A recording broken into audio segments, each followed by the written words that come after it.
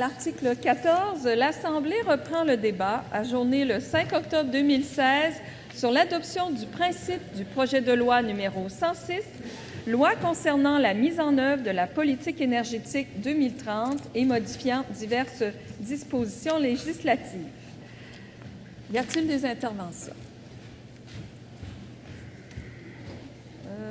Je reconnais qui?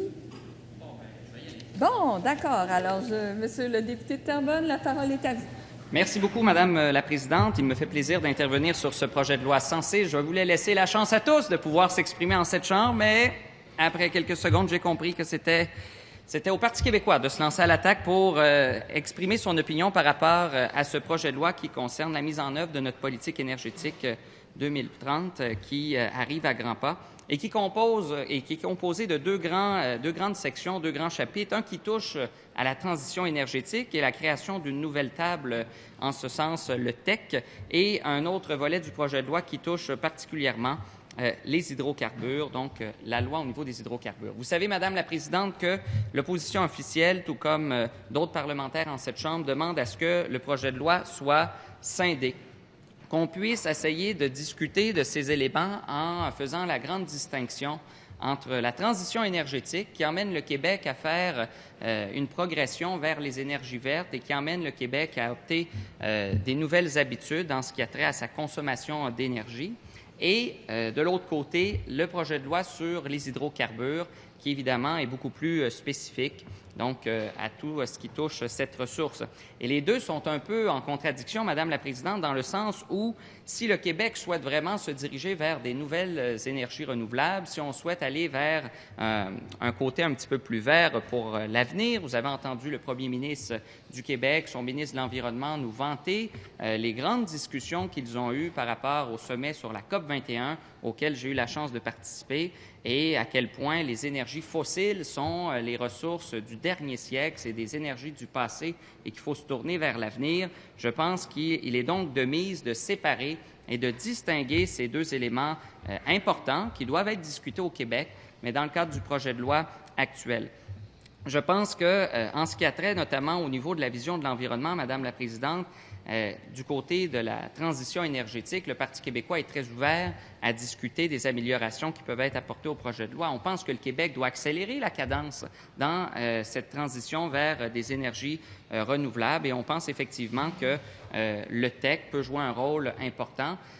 Nous déplorons par contre la vision, ou en tout cas l'approche qui semble être très sectorielle dans la façon avec laquelle le gouvernement veut parvenir à cette transition énergétique.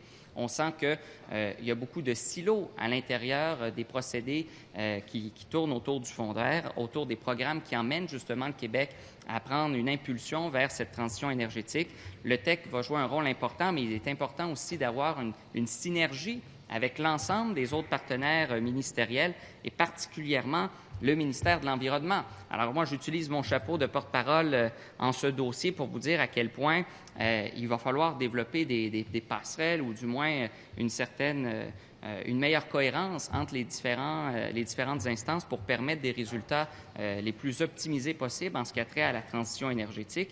Et à l'heure actuelle, une de nos craintes, c'est de voir justement le gouvernement établir cette transition avec des instances qui sont tout à fait intéressantes et dans lesquelles il faut discuter, mais qui sont, je l'espère, non pas créées en silo et dans lesquelles il y aura donc une certaine concordance et un point de vue plus général et plus global. D'ailleurs, notre chef de l'opposition officielle a donné un bon signal en ce sens. Vous savez, Madame la Présidente, c'est la dernière journée aujourd'hui en Chambre du chef de l'opposition officielle, le député de Jonquière, qui a tenu à prendre le dossier du développement durable sous son aile, dossier qui traite à la fois de l'économie, de l'environnement et de l'acceptabilité sociale. Et le signal que veut lancer le député de Jonquière en faisant ce geste symbolique, c'est de démontrer au gouvernement en face que, tout comme la jeunesse, qui est souvent parrainée par le premier ministre du Québec, que ce soit du Parti québécois ou du Parti libéral, peu importe les gouvernements, on pense que l'environnement, si on souhaite en arriver à des changements concrets au Québec et si on veut enclencher une transition énergétique puis donner une cohérence dans les appareils ministériels de l'État, bien, il faut que il faut que la volonté, il faut que la motivation soit insufflée directement du ministère du premier ministre, donc du bureau exécutif du premier ministre, pour essayer de donner cette concordance, pour essayer de créer justement cet appareillage entre les différents ministères et donner des résultats les plus concrets, les plus optimales possibles. Et en ce sens, on espère que dans les discussions qu'on aura au niveau de la transition énergétique, il y aura aussi cette préoccupation-là d'essayer d'arrimer. Parce que vous avez vu que dans plusieurs secteurs, notamment le Fonds vert, qui est le plus grand bailleur de fonds du TEC qui va être créé, donc de la table de la transition énergétique. Alors là-dessus, de Transition énergétique Québec, alors là-dessus, les fonds proviennent du Fonds vert, mais on a vu que lorsque les sommes du Fonds vert quittent le fonds pour aller dans les différents ministères, des fois, les résultats ne sont pas toujours quantifiables, mesurables. L'harmonisation de toutes ces actions-là sont difficilement conciliables, ou en tout cas, du moins, il y a des grosses zones grises. Le commissaire au développement durable est venu nous en faire une critique assez éloquente au début de l'année. Le premier ministre du Québec a même mandaté son ministre de l'Environnement pour faire le ménage au niveau du Fonds vert, qui est le plus gros bailleur de fonds de Transition énergétique Québec. Donc, on a vu qu'au niveau du MTQ, on a vu qu'au niveau de certains pans des programmes qui sont financés par le Fonds vert, il y a un besoin de transparence, il y a une volonté d'avoir davantage de mesures quantifiables, mesurables, avec des cibles précises. Et donc, on espère voir ce genre de volonté se retrouver également dans les discussions concernant la politique énergétique 2030. Évidemment, c'est une préoccupation pour nous de s'assurer de cette cohérence et de cette concordance. Je vous dirais que donc, pour tout ce qui touche au TEC, on est très ouvert à la discussion. On pense qu'il y a des éléments intéressants qui peuvent être apportés. On a donc cette préoccupation d'assurer la concordance avec l'ensemble des autres ministères, mais cette partie-là du projet de loi est, et je vous dirais, Madame la Présidente, plus comestible pour les parlementaires de l'opposition. Là où ça devient un petit peu plus difficile, c'est au niveau de la loi sur les hydrocarbures. C'est d'essayer de comprendre pourquoi il faut parler de ces deux gros morceaux en même temps et pourquoi on ne pourrait pas faire le débat d'un côté sur la création du TEC puis de la loi sur la transition énergétique et de l'autre, plutôt discuter dans un autre moment ou dans un autre lieu de toute la question qui touche les hydrocarbures, qui est un élément aussi très important. Nous en convenons ici. Donc, il faut comprendre que dans les critiques qui ont été apportées au niveau du projet de loi, plusieurs groupes se sont manifestés pour émettre leur opposition. Mais ce n'est pas juste les groupes environnementaux, il y a également des gens des municipalités. Je regarde le ministre des Ressources naturelles, il n'est sûrement pas insensible au cri du cœur lancé par différentes municipalités qui disent qu'à l'intérieur de ce projet de loi-là, il y a des inquiétudes en ce qui a trait aux compétences municipales, les compétences qui peuvent être subordonnées, donc évidemment, au projet de loi 106 en ce qui a trait notamment au schéma d'aménagement des MRC. On a aussi une inquiétude de la part des municipalités qui ont peur de ne pas être consultées. On a vu que la Fédération des municipalités du Québec a demandé le retrait de cette partie du projet de loi, donc qui crée évidemment un peu plus d'opposition et qu'il y a plusieurs centaines de municipalités et plusieurs MRC au Québec qui ont levé un drapeau rouge en ce qui a trait à cette partie. Du côté des environnementalistes, Madame la Présidente, vous savez également qu'il y a une volonté de parler du projet de loi des hydrocarbures, mais de le faire de façon séparée, me semblerait plus juste et plus convenable afin d'aller le plus loin possible dans les discussions et de mieux cibler peut-être les actions qui vont être faites par le gouvernement dans des volets plus précis plutôt que de parler tout d'un seul coup.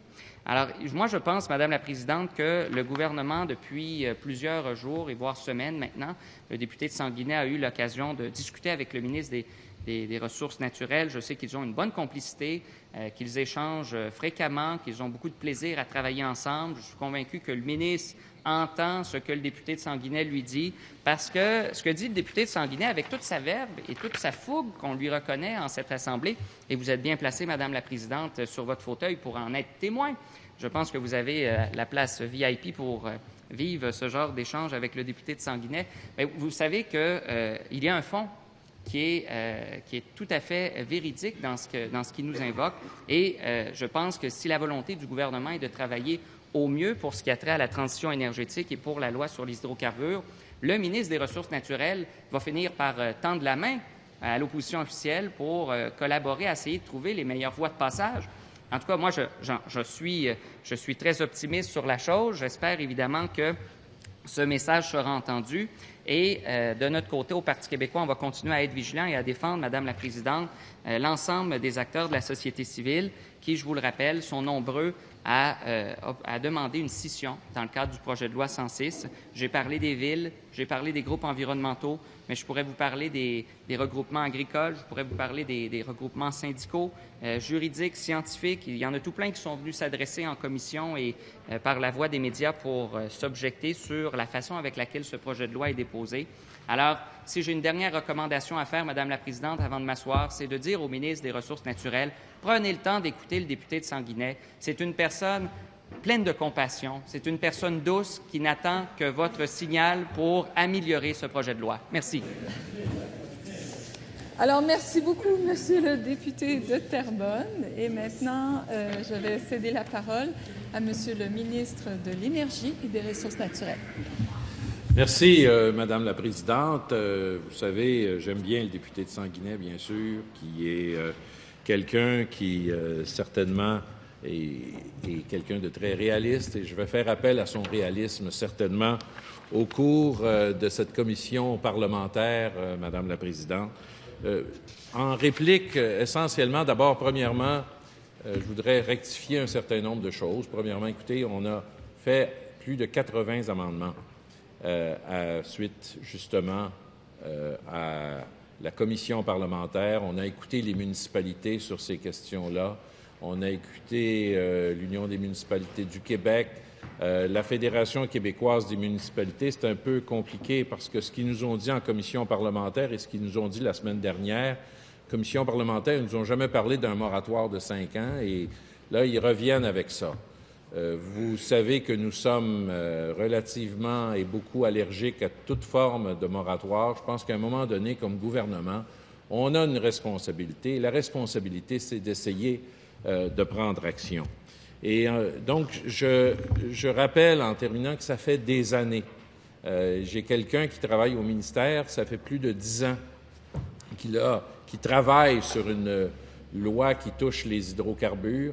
Et je suis heureux d'entendre aussi le député de Terrebonne nous dire que la portion qui touche, évidemment, Transition énergétique Québec, le rôle différent qu'on veut donner à la Régie de l'énergie, c'est quelque chose qu'ils vont certainement regarder avec intérêt et je pense que c'est bien important. Mais encore une fois, j'aimerais rappeler pourquoi nous voulons que ce projet de loi se fasse. On est actuellement au Québec, d'une part, dans une période d'innovation où on essaie justement de se libérer du pétrole, de se libérer de certaines formes de produits pétroliers. On a un objectif très clair de réduction de 40 de la consommation des produits pétroliers d'ici 2030. Mais une fois que j'ai dit ça, je serai le premier, bien sûr, à vouloir vous dire que du jour au lendemain, la transition se fait très rapidement. Mais malheureusement, on vit dans la réalité de tous les jours. Les gens qui nous écoutent savent très bien qu'il existe encore des hydrocarbures, des stations-service, qu'il y a des projets, des permis qui, au cours des dernières années, ont été donnés dans ce domaine-là. Et donc, je reviens encore une fois en disant que notre rôle, notre message ici, c'est de dire qu'il faut à tout le moins encadrer tout ce qui touche l'exploitation, l'exploration en matière d'hydrocarbures. Ça nous prend une loi qui va l'encadrer. Et une loi qui va encadrer les hydrocarbures, Madame la Présidente, ça ne veut pas dire qu'on fait la promotion des hydrocarbures. Au contraire, je pense que si on n'agissait pas dans ce domaine-là, ce sont les pétrolières qui seraient probablement les plus heureuses. Alors, Madame la Présidente, je pense qu'on a fait une consultation qui était constructive, une consultation qui était emplie de transparence dans ce domaine-là. Je pense qu'il est maintenant temps pour nous d'étudier ce projet de loi article par article. Nous allons demeurer, bien sûr, ouverts, mais je pense qu'après plus de 10 années, je pense qu'on a besoin d'avoir au Québec une loi sur les hydrocarbures, comme on en a une actuellement pour les mines. Et d'ailleurs, la loi sur les hydrocarbures, c'est très largement inspiré de la loi sur les mines. Donc, nous ne prenons rien à la légère dans ce dossier-là. On a parlé des municipalités. Les municipalités ont un rôle beaucoup plus important dans les comités de suivi. Les promoteurs vont devoir, en fait, informer les municipalités de toute activité. Et je rappelle, en terminant, à la population, encore une fois, ce message qui est très important. Il ne peut pas y avoir, dans le cadre d'exploration, il ne peut pas y avoir d'expropriation. Je sais que ça a été véhiculé par plusieurs personnes, mais cela est faux dans le cas de si un citoyen ne veut pas qu'un promoteur entre sur son terrain pour y faire de l'exploration, il est clair dans ce projet de loi qu'il n'aura pas le droit. Alors, je pense que c'est quelque chose qui mérite évidemment qu'on détruise un certain nombre de mythes qui entourent ce projet de loi-là. Et on va travailler ensemble avec tout le sérieux et avec toute la collaboration des partis d'opposition. Merci, Madame la Présidente. Alors, merci beaucoup, Monsieur le ministre. Puisqu'il n'y a pas d'autres interventions, je vous demande si le principe du projet de loi numéro 106, loi concernant la mise en œuvre de la politique énergétique 2030 et modifiant diverses dispositions législatives, est-il adopté? Alors, on nous demande un vote par appel nominal. Alors, j'appelle les députés et je suspends les travaux quelques instants. Alors, nous allons passer au vote concernant le principe du projet de loi numéro 106, loi concernant la mise en œuvre de la politique énergétique 2030 et modifiant diverses dispositions législatives. Maintenant que les députés en faveur de cette adoption veuillent bien se lever. Madame Thériault, Anjou-Riel, Monsieur Paradis, Brome-Missisquoi, Monsieur Blais, Charlebourg, Madame Charbonneau-Mélile, Monsieur Létard, Robert Baldwin, Monsieur Coiteux, Néligan, Madame David Outremont, Monsieur Proulx, Jean Talon, Monsieur Damour, Rivière-du-Loup-Témiscouata, Monsieur Huot, Vanier-les-Rivières, Monsieur Kelly, Jacques Cartier, Madame Vallée, Gatineau, Monsieur Lessard, Lotbinière-Frontenac, Monsieur Barrette, Lapinière, Monsieur Morin, Côte-du-Sud, Monsieur Blanchette, Rouyn-Noranda-Témiscamingue, Madame Charlebois, Soulanges, Monsieur Archambre, Mont-Royal.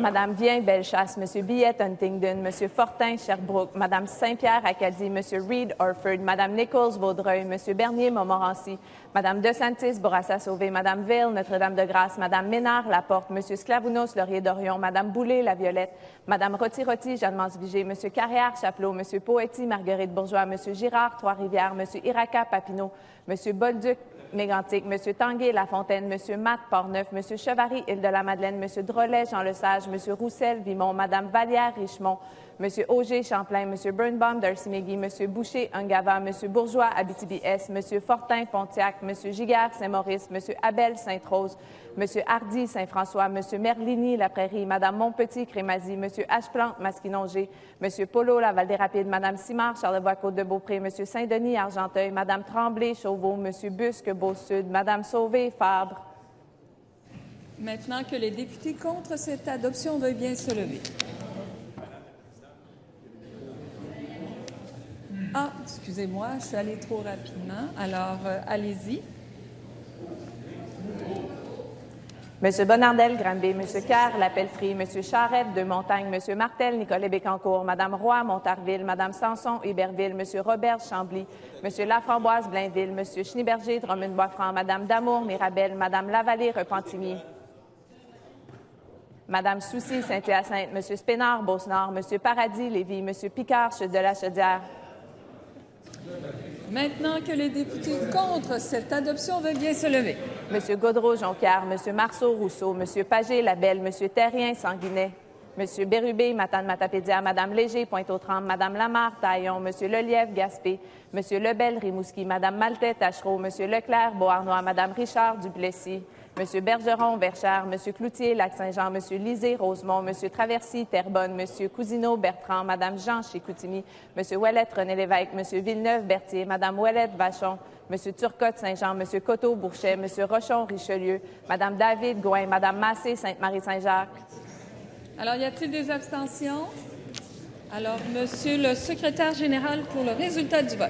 Pour 74, contre 26, abstention aucune. Alors, le principe du projet de loi numéro 106 est adopté. Monsieur le leader adjoint du gouvernement. Oui, Madame la Présidente, conformément à l'article 243 de notre règlement, je fais motion afin que ce projet de loi soit déféré à la Commission de l'Agriculture, des Pêcheries, de l'Énergie et des Ressources naturelles pour l'étude détaillée, s'il vous plaît. Alors, est-ce que cette motion est adoptée? Merci. Alors, Monsieur le leader adjoint du gouvernement. Et je fais également motion pour ajourner nos travaux à mardi 18 octobre 2016 à 13h40, Madame la Présidente. Est-ce que cette motion est adoptée? Alors, j'ajourne les travaux au mardi 18 octobre dès 13h40.